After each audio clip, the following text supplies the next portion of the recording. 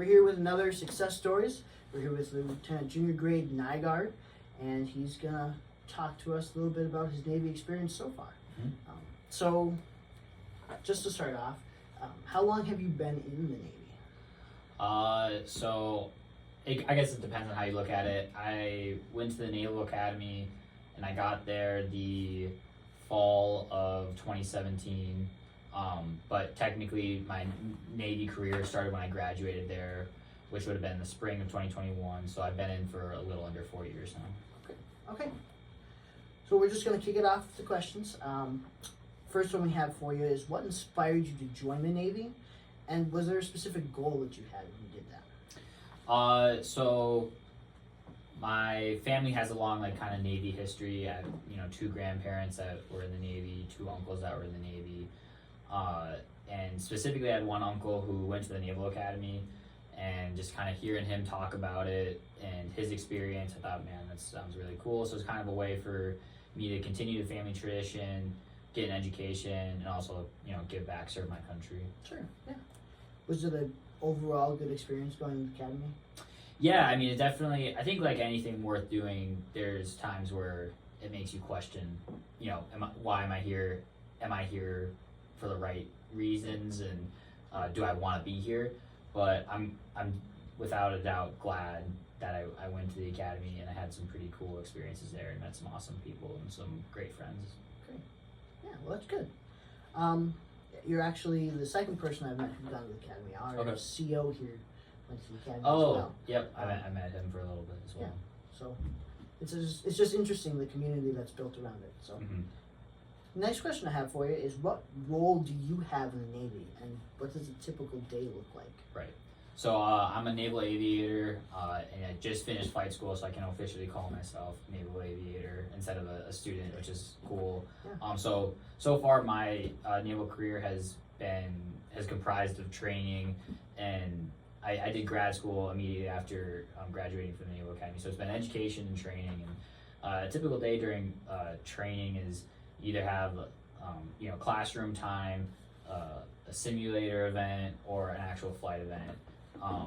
For a flight event, your day kind of depends on when you're flying. You're flying early in the morning, you get up and you go fly. But if you have a flight later in the day, you'll kind of get up, you're studying for that flight, you're preparing for that flight, doing a lot of work there. You go to your flight, you do a brief before you actually fly, so you're with your instructor. That's essentially the instructor testing to make sure you've done the requisite preparation, and that you're going into that flight having studied and preparing yourself and knowing what's coming next. Then you go fly, and then after you fly, you debrief, and that's kind of where you just break down the flight, how it went, what went well, what didn't go well, what you could have done better the next time. Then you go home, and you probably start preparing for the next event, whether it's a simulator or another flight, and you kind of rinse repeat until you kind of finish the syllabus and finish whatever block of training you're in. Great. Yeah, I mean, it sounds like a lot of work, a lot of studying and knowing what you're doing, but I guess that's important when you're flying an aircraft. Yeah, you don't want to get up and you're in the air and like, oh man, I don't know what's going on. Granted, that has of course happened a few times where maybe your head explodes. They call it helmet fire, when maybe it's not that you don't know what's going on, but you get a little overloaded with everything that's going on, and sometimes it can make you freeze up. But what you do is you train and to help avoid those situations, and you over prepare, and you make sure you're ready, and you also always have an instructor backing you up. Right. Okay. Very cool.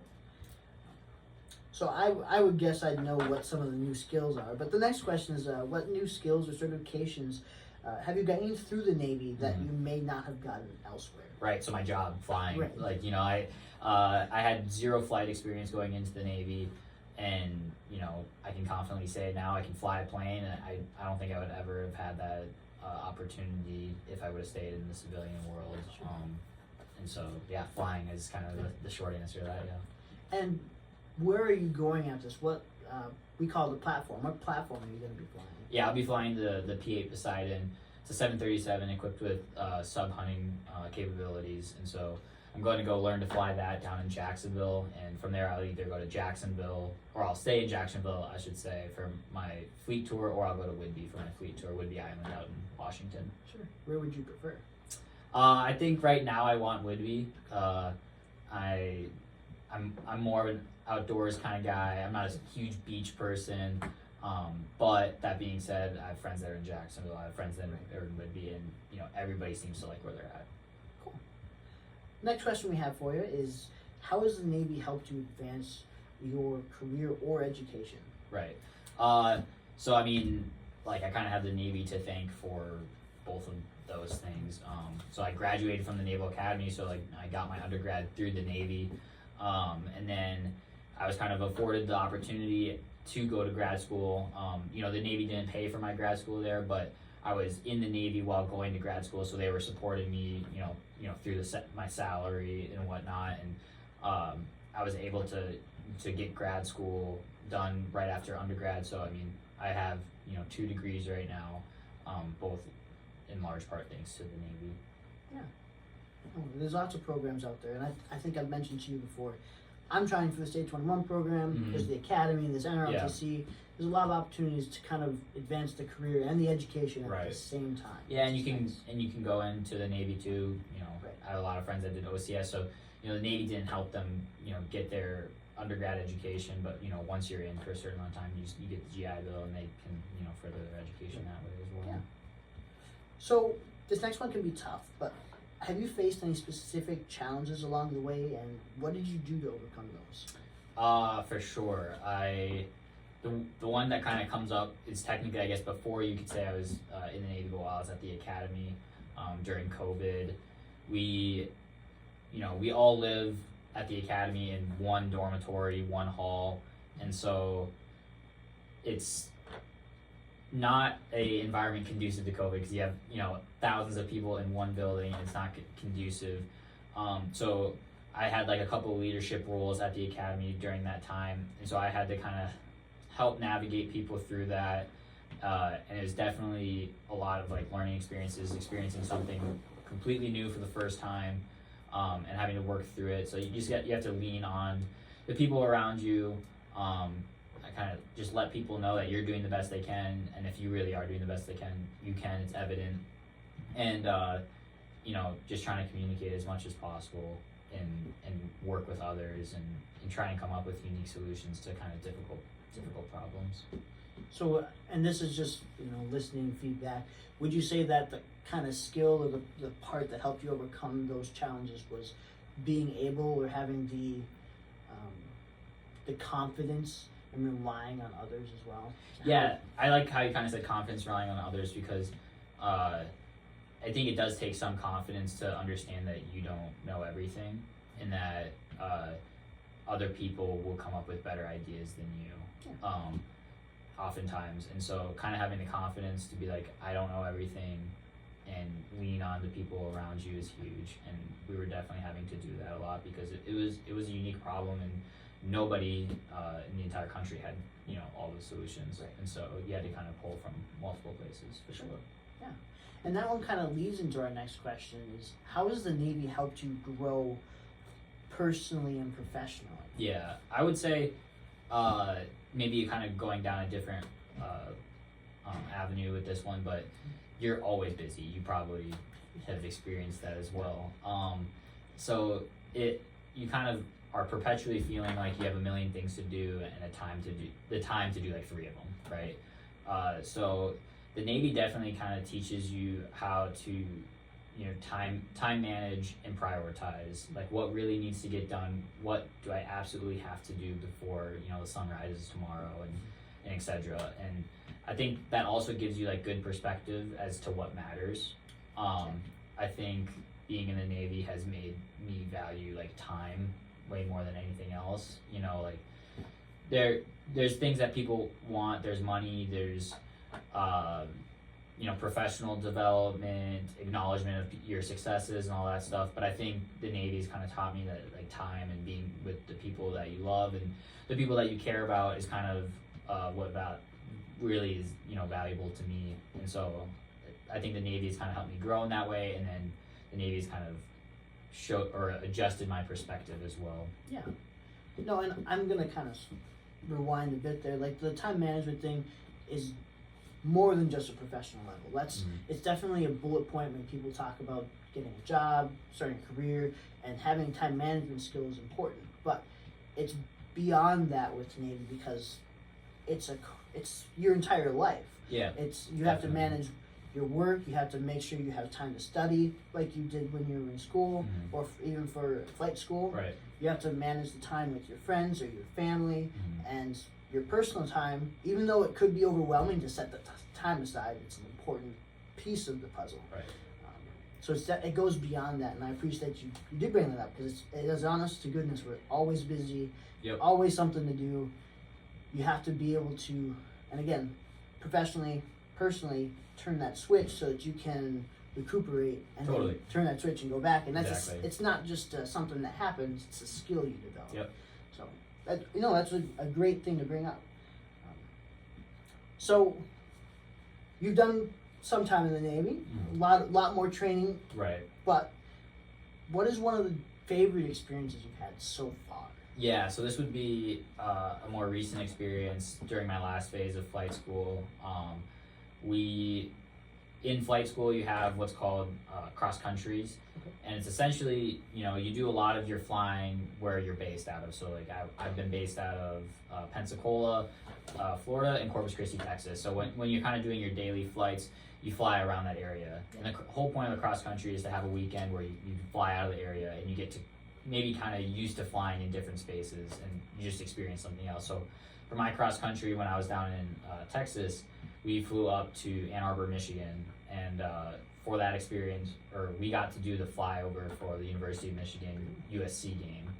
And then so we did the flyover, went and landed at the nearest airport and then drove back, and then we got to be on the field for the rest of the game. It was an awesome game in the big house in Michigan. Super cool experience. Something I would, without a doubt, never have done without the Navy, for sure. Yeah. No, I didn't even know that when you're in a student phase that's something that you'd be doing. I definitely don't think it's common. Right. People definitely wouldn't expect to do that. I just kind of got lucky. Sure. And had great timing. No, I mean that's probably the most unique experience I've heard. Yeah, it was cool. So, it was awesome. Yeah. So we kind of talked about why you joined. There's a lot of great things the Navy can provide us.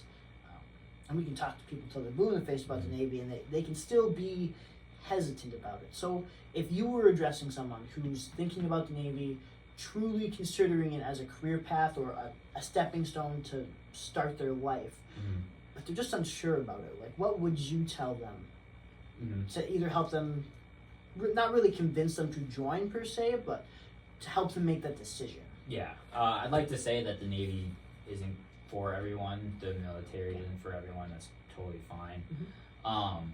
So I guess my advice would just be to take your time and really look at your options and kind of figure out in life what you want to do, and if the Navy then kind of helps you move towards that direction of your whatever your end stage is, whatever that may be. And all I have to say is that, and I think my experience kind of shows it, is that there are tons of opportunities. But you need to kind of be proactive and go looking for them. So be proactive, do your research, do your time, figure out what you like to do, and maybe the Navy has jobs. And I'm pretty sure the Navy does have jobs because there's such a wide range of things you can do, but be proactive, search out resources, and if you are proactive, there's some really cool opportunities and you'll be able to capitalize on those for sure. No, and that's it. That beginning phrase is what I say to everyone. We do interviews all the time. I talk to lots of people, and they're like, well, there's this or that. I'm like, Navy's not for everybody. Totally. Sometimes people just want a different branch too. It's not. We are a community, and we're built around certain values. Obviously, there's career opportunities, education opportunities, health benefits. All those things are great, and you can get them from any branch. You can get them from good jobs if you go to college. There's different paths. It's about like you said, what you're looking for. Because if you want to be part of something bigger, if you want to travel the world on, the Navy's dime, now's the time to do it. Definitely, yeah. And there's going to be phases of people's life that it makes more sense to do it now versus later, or sometimes it works for people to do it later in the game too. But yeah, just kind of assess what you want and see if the Navy can kind of help fill that gap. Okay. So, and we kind of talked about this a little bit before, but how has the Navy impacted your family or community? So yeah, I kind of mentioned it. I have a lot of family that are in the Navy. I also have a cousin who is pretty much doing the exact same thing I'm doing. He's just a few months behind me. Sure. But yeah, the Navy has provided my family a lot of opportunities, and it's kind of a cool thing when you go to family events, Thanksgiving, Christmas, whatever it may be, and there's kind of that common thread. I have a brother who's also in the Army right now too, and so it's not like Army and Navy are the same. They're definitely not the same, but there's still kind of the same underlying similarity of service, and it's a cool like bonding point that I think me and my family has for sure. Yeah, and kind of further that, I guess, it's not necessarily that the core values of each branch are the same, but at their core, the Definitely. values that matter, the values you start to gain are similar. Right. I had both of my younger brothers have served in the Navy, and I obviously not different branch, but one's been on subs, the other one was Right. on a destroyer. And probably totally different experiences, yeah. but the same, very similar like things you have to deal with on a daily basis, good and bad, Yes. of course. Well, great. Well, thanks for taking the time. It's always great to talk to Yeah. someone who's going through it and just starting out. I'm excited for you to fly. That's my dream. Yeah. So maybe one day I'll get there. Yeah, I'm sure you will. Thank you, sir. Thank you.